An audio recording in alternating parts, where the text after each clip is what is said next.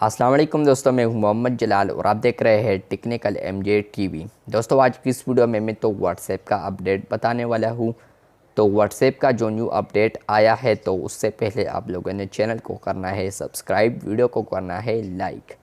तो बात करेंगे आज व्हाट्सएप के एक न्यू अपडेट के बारे में। ये कल आया है, सॉरी आज वीडियो बना रहा हूँ तो आज थोड़ा लेट बिज़ी था इसलिए।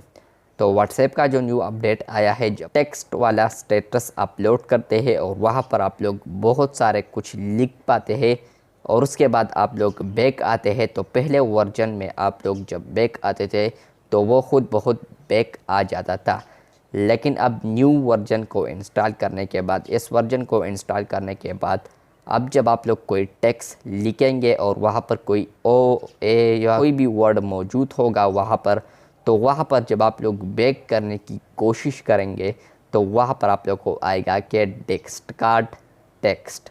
यानी इसका मतलब यह है कि अगर आप लोग डिस्कार्ड करना चाहते हैं तो ओके कर सकते हैं। बाज़ औक़ात हमसे ये हो जाता है कि हमसे गलती से बैक बटन क्लिक हो जाता है और हमारा सारा का सारा स्टेटस रिमूव हो जाता है।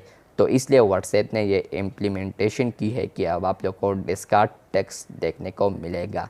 मिलते हैं बहुत जल्द, तब तक कीजिए अल्लाह हाफ़िज़।